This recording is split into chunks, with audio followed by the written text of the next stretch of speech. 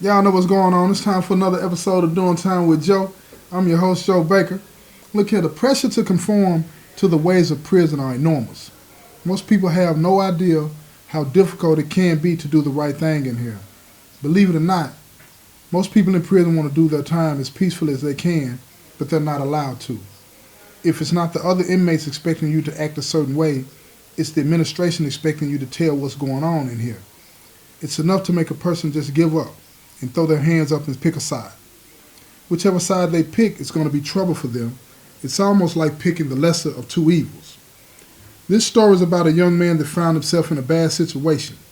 He had to decide quickly what he was going to do because the consequences for his decision would be immediate from either side. This story is called Between a Rock and a Hard Place.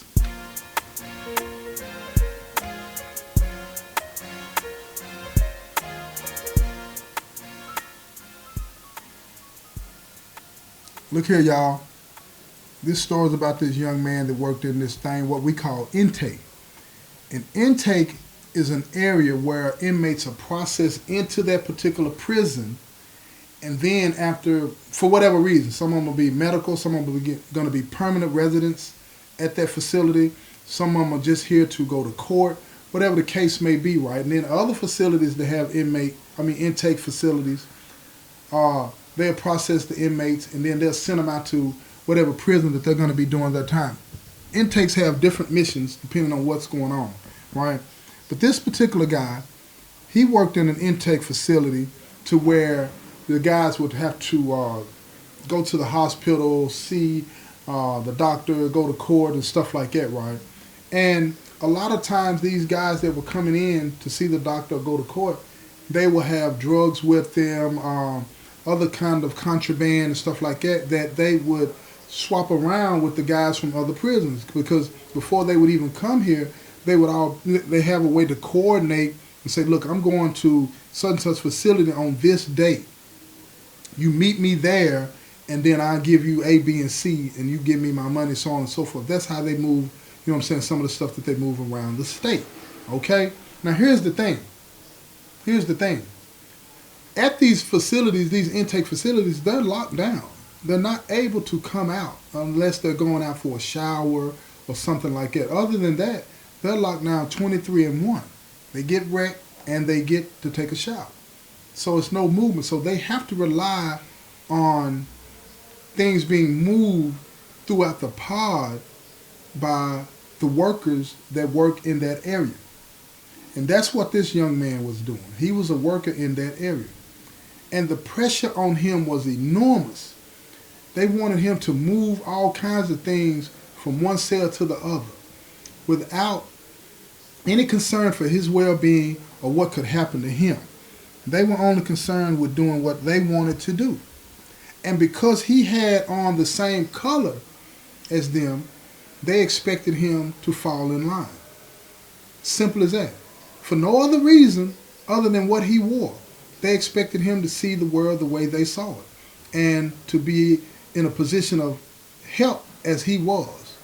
They expected him to help them. Now here's the thing. A lot of times when you get asked to do something, people think that they're really being asked to do it, but you're not. You're being asked to do something that you're really being told to do. Because if you don't do it, the consequences are coming. And here's the thing. When you work in an area like that, you're told by the people that hire you that you're not allowed to move any contraband for anybody. You're not allowed to transport anything up to the area to give to them. You know the rules, and you take the job. It's almost as if you just say, I don't want the job, they write you up for refusing to participate. But if you do take the job, the administration is expecting you to do what it is that they tell you that you cannot do. They're expecting you to follow the rules. And if you object to that, you get rolled up for it or you don't get that job. But again, if you don't get the job, you get a write-up. You get punished either way. So you're between a rock and a hard place in a situation like this. You got the guys that want you to move something, and if you don't, they're going to get you.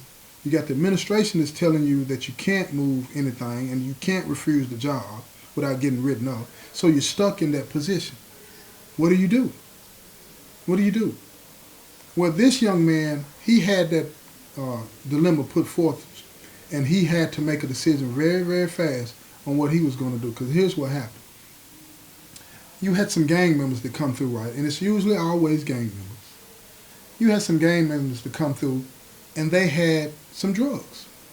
And they wanted, because they couldn't do it themselves, they wanted this young man to move those drugs for them. Take the drugs from one person in one cell and move it to another person in another cell. Then take the numbers, the green dot numbers, or what you call it, the cash out numbers, and bring them back and give them back to the guy that gave you the drugs initially. They wanted him to do all of this. Not to pay him, and even if they were going to pay him, it didn't matter, but they expected him to do it, period. So here's what happened. When he went to the door, and the one dude told him, said, look here, bro, I need you to move this over here for me, and then get them numbers and bring them back to me. His first mistake was this. He said, hold up a second. So now the person behind the door, he takes that as mean that he's going to do it. He just has to wait for the right time. But the brother is really trying to stall. So now after about 10 or 15 minutes, the guy behind the door is beating on the door, says, hey, Rock man, come over here, man. I said, man, let me holler at you, man. So he's like, hold up, man, I got something to do. I got something I got to do. Now, the dude is standing at the door watching him. He's really flogging, moving trash from one spot to the other. Just busy work.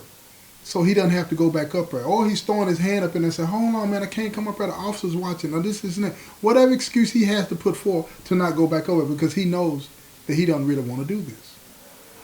So here's what happens. The officer is paying attention. He's not green. He tells him, look, if you go up there and you do anything, you ain't got no business, I'm going to write you up. Now keep in mind, this young man, he's got to go up for parole in a couple of years, so he don't want any write-ups. He don't want anything that will interfere with him going home, because that's what's most important to him, going home. So he's like, man, I ain't on nothing. So the dude keeps beating on the door. And the dude, the rock man never goes up there. So it's shower time.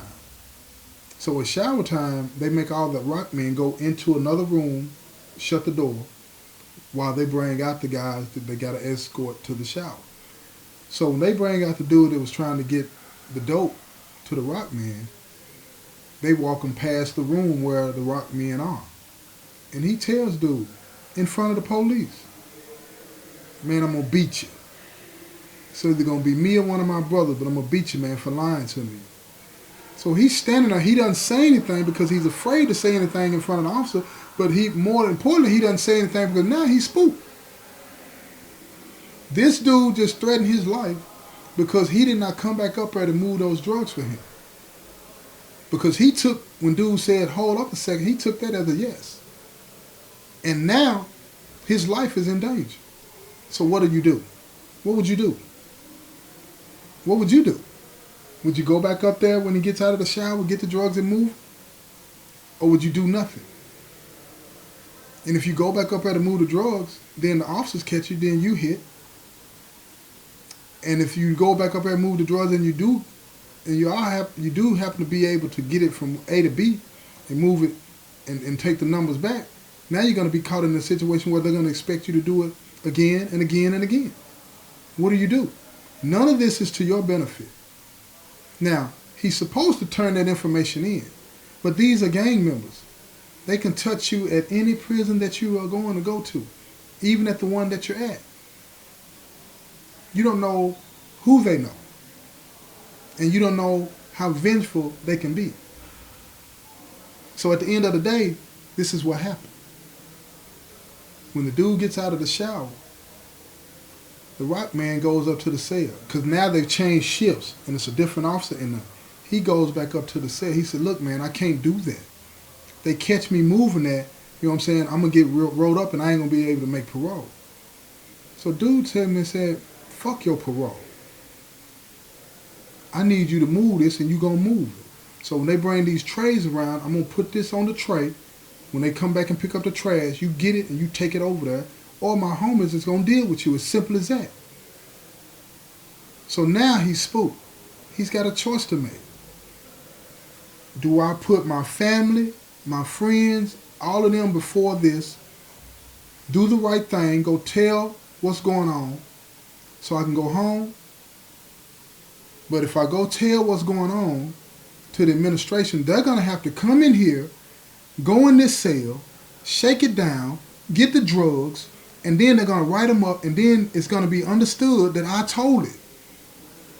So what do you do? What do you do? The dilemma for him was he just wanted to do his time. He didn't want any problem, but they wasn't going to let him do it. The dilemma was you're going to do it or else.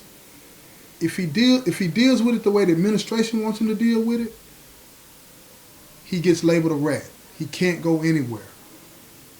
And he's going to have to go somewhere else. He won't be able to work in there anymore because then the people that work at the institution, the other rock men, they're going to spread the word about him on the compound. And if he does do it and he gets caught, then he loses his parole. And that's what goes on in here a lot. A lot of people don't pay attention to the social consequences of the penitentiary. A lot of people talk about choices in a way to where they are free to make choices without having to pay a pound of flesh. But what if the choice that you had to make would cost you a pound of flesh? Would you still make it? What if you're making a choice under duress? Is it still a choice? I don't know. I don't know. Some people say it would be still a choice. What do you say? Hit me up in my comment section. Let me know what you think about that. If you're making a choice under duress, is it still a choice? Good question, huh? So this is what happens. Let me tell you what happens with this brother. Because this story, it has to have an ending like all stories do, right? So this is what he decides to do. He decides to move that pack.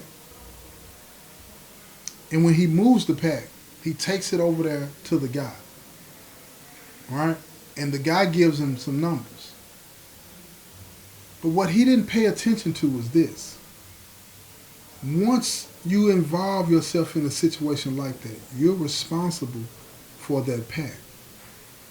So when dude sent the pack over, it wasn't what it was supposed to be. So he gives it to dude. Dude gets it and sees that the pack is short. Right? Sends some numbers over there to dude. And the numbers are good because when dude got the phone, when he was able to use the phone, he called home, gave the numbers to his people. They downloaded them. The numbers were good. But dude opens up the pack and he's arguing about, man, this ain't everything. And he said, man, I sent everything it's supposed to be. He said, man, holler at the rock man. He must have opened it. Rock man didn't open that pack. He didn't open that pack. This dude is on shice all the way around. Once he saw, here's the thing. Once dude backed down, once he saw that fear in his eyes when he told him his homie was going to get him, he went immediately on shice and took something out of that pack because that's a way that he could put his hooks in the dude. Now, here's the plan. This is how this thing works, y'all. Now he tells dude, look, I'm going to take care of that with dude. But every time I come down here, you need to take care of the business, man, because you done stole something out of that pack. Dude know he ain't steal nothing out of that pack. But this is how he puts his hooks in it. He is so afraid that he agrees to do that because now there's not one gang trying to get after him. It'd have been two. And that's how you get caught up in here. A lot of people want to just do their time. But the criminality, that mindset that goes on, everything that goes on in here, it'll suck you in. The majority of people in here don't want to be involved in that. But you have that minority of people in here that are doing whatever it is they have to do. They think they have to do these things to survive, to maintain relevance with their families on the streets, to maintain relevance with the gangs that they belong to. They think these are the things that they have to do, so they do them. But they all have these character flaws where it's all on shites. Ain't none of it on point. Ain't none of it on above board. Ain't none of it honest, which it ain't no right way to do wrong. But at the end of the day, the problem that you have is that the shystiness that goes on in the game will cause people that don't want nothing to do with that. They just want to do their time and go home. They made bad decisions. They've been sent to prison. They want to do their time and go home. It forces them to have to be involved in things just to survive this environment so they won't get hurt. You go to the administration and talk about it, then they're going to put you on blast indirectly because they got to do something about it, and that's understandable. But the dude would have known where that information came from because that's who he was dealing with. And now they put the tag on him. And now the administration, they got somebody that they can use. And that's scary to a lot of people in here. Because you shouldn't be put in a situation where your life is in danger either way. But a lot of people would say, well, that's what you get for living that lifestyle. Well, here's what I say to that. People make bad decisions and they want to move on with their lives, but they are not allowed to move on with their life because nobody wants to give them the benefit of the doubt and the help that they need. If I make a bad decision, I shouldn't be condemned forever to the lifestyle and the mindset and the things that come along with that life because of that bad decision. I should be afforded the same things that everybody else in the world is afforded if I'm taking account and being responsible and accepting responsibility for what I've done. But that don't work that way. You're labeled a criminal, a no good piece of scum, and at the end of the day, this is how they get treated. And we're going to treat you like this until you're not any good to anybody. Then we're going to toss you to the wolves, and whatever happens, happens. You made those choices to live this lifestyle. But what about the people that say, okay, I don't want to live this lifestyle anymore? Where's the off-ramp? Where's the off-ramp, y'all? That's my question. Where's the off-ramp? What do you do? So before you get involved in this type of thing that goes on, this lifestyle, think about all the ways it could go wrong. Think about all the shysty ways that people come up with to put their hooks into you. Be careful out there, y'all. You don't want this.